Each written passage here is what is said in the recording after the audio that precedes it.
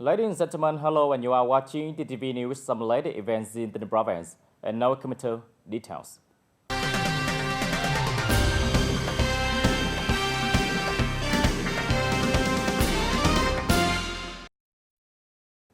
Ladies and gentlemen, in the morning of April 12, a delegation led by Mr. Phanindra, Politburo member secretary of the party Central Committee and head of the Central Internal Affairs Committee, worked with the non-provincial party Standing Committee to discuss the prevention and fighting against corruption and negativity. Working with the delegation, there was Mr. Nguyễn Thành Tâm, member of the party Central Committee, secretary of the Provincial Party Committee, and chairman of the Provincial People Council. TayNinhTV Provincial Party Standing Committee stated at the meeting that in the past, the province has swiftly created a steering committee for the prevention and fighting against corruption and negativity, formulate working norms, assign responsibilities and work plans. Solutions to combat corruption and negativity were introduced simultaneously, in which internal affairs, prevention and fighting against corruption and negativity had significant results. Political security, social order, especially border security, have all remained stable. Military and defense work has been strengthened with goals met and exceeded.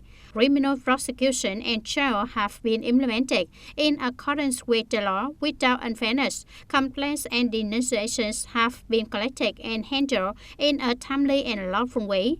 In the first quarter of 2023, the rate of inquiry and case processing exceeded 98% in terms of fighting against corruption and negativity. Speaking at the meeting, Mr. Phanindra, Politburo member secretary of the Party Central Committee and head of the Central Internal Affairs Committee, requested that in the future, the Provincial Party Standing Committee need to focus on more effectively implementing the central government's directives and resolutions, directing and strengthening state management in all fields, and focusing on ensuring security and order along the border, workers' religious safety, stability and order, maintaining and strengthening good, friendly and traditional neighboring relationship and comprehensive cooperation with the Kingdom of Cambodia, concentrate on putting measures in place to decrease crime, particularly drug, economic and environmental criminality, improving inspection and oversight of litigation and judgment enforcement actions, increasing the intensity of anti-corruption inspections and oversight. In the morning of April 12, the Action Month for Food Safety in 2023 were launched Mr. Trần Nhân Chiến, Vice Chairman of the Provincial People Committee, and a large number of young people, student enterprise departments, and employees from the province attended the event. This year's Action Month for Food Safety will take place from April 15 to May 15, 2023, throughout the province with the topic Ensuring Food Security and Safety in the New Situation. Many major initiatives were carried out, including the establishment of an action month for food safety at the province, district, and commune levels, implement a communication campaign to ensure food safety in a variety of ways, both directly and online, regarding policies, regulations, food safety knowledge, information to customers, producing organizations, individuals and trading and advertising food in violation of the law, improve inspection and post-inspection to discover, prevent, and arrest breaches in food production and commerce as soon as possible.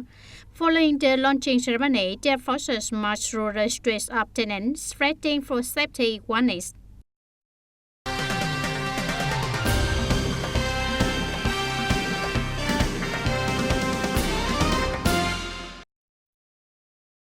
The survey team, coordinated by Ms. Huỳnh Dương Hiếu, Deputy Head of the Economic Purchase Department of the Provincial People Council, conducted a survey on the state management of land trust management in the Châu Thành district on April 12.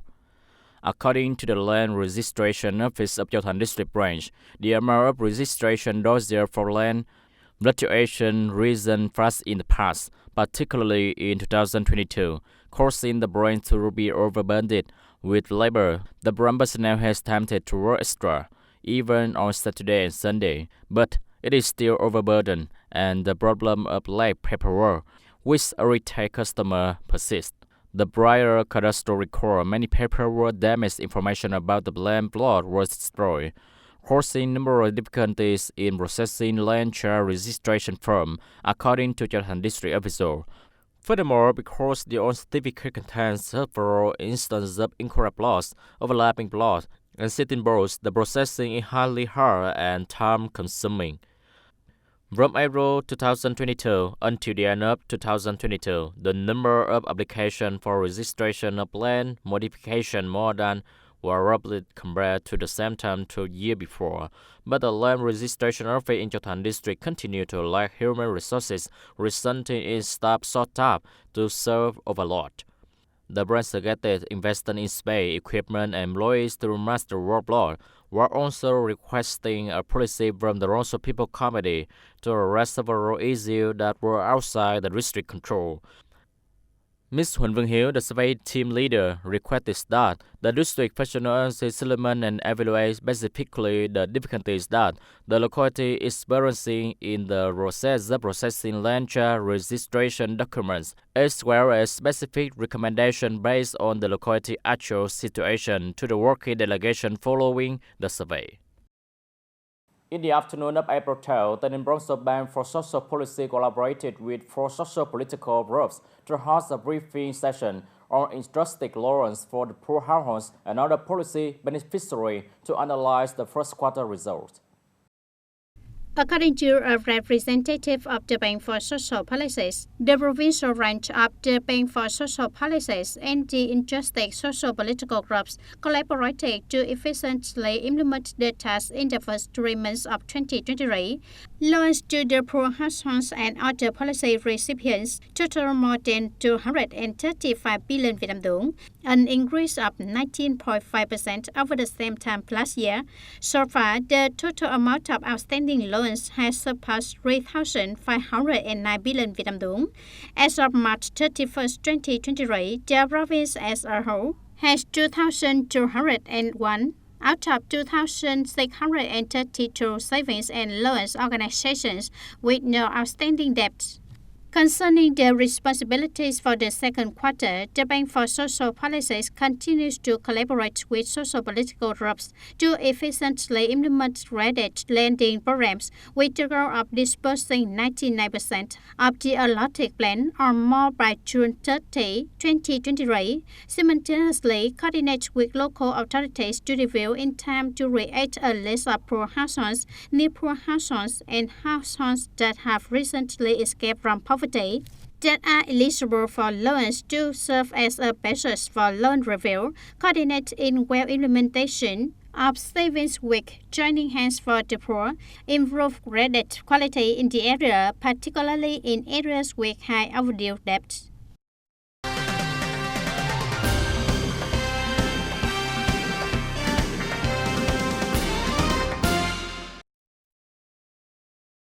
According to the social insurance law, the employer is responsible for paying social insurance and withholding funds from the employee's wage on a monthly basis to contribute to the social insurance fund.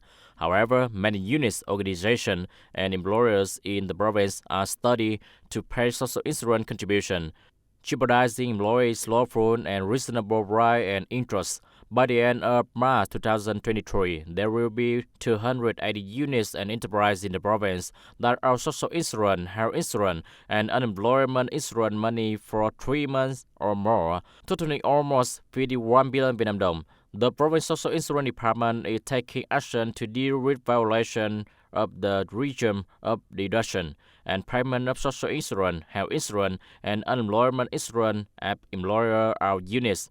As a result, the province social insurance will analyze social insurance debts and provide information to department, branches, and locality to coordinate the inspection, examination, and collection of outstanding debts.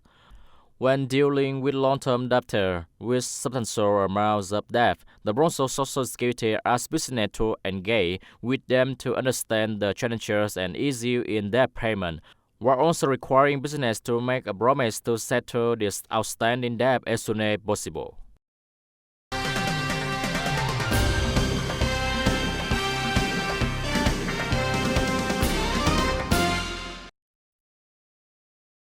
Yumcho District has deployed appropriate specialist units and other units to actively engage in coordination, closely cooperate to swiftly execute the digitization of this field for the overall project of constructing a system of cadastral records and a land management database. The Land Registration Office of Yumcho District Branch is now using the VBTLS Land Information System software. However, the database is not full and is still being tested.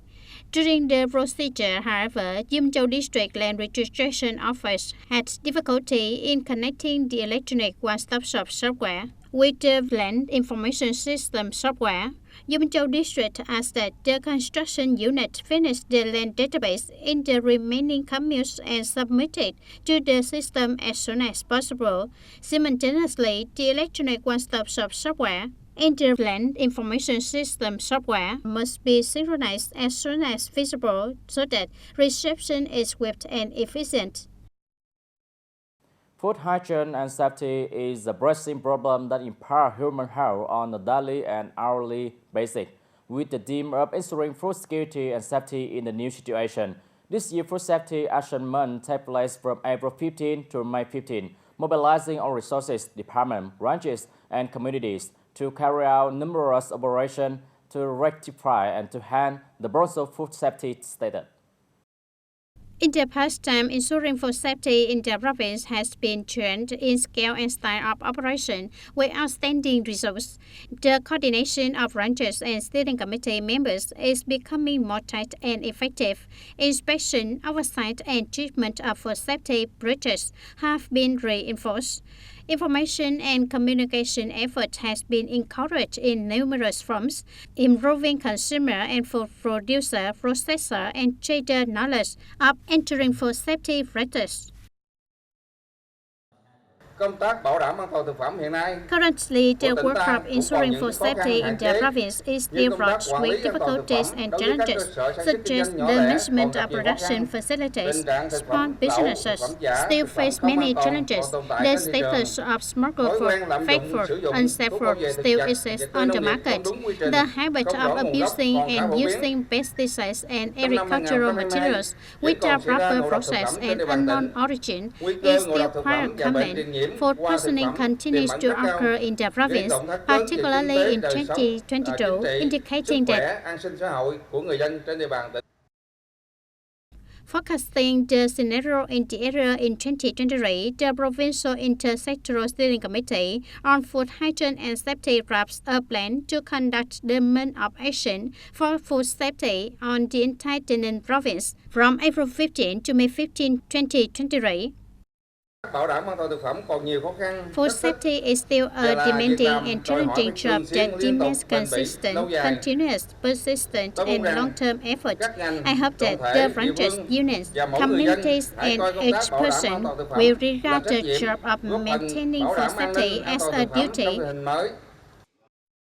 Food Safety Action Month, in addition to routine efforts to ensure food safety, is the highlight of the year, establishing a peak season and conducting a communication campaign in accordance with regulatory standards for safety law in food production and commercial operations, limit infractions in food production and trading, and prevent food contamination proactively, minimizing food poisoning, particularly food poisoning incidents when many individuals suffer as a result of utilizing dangerous food items.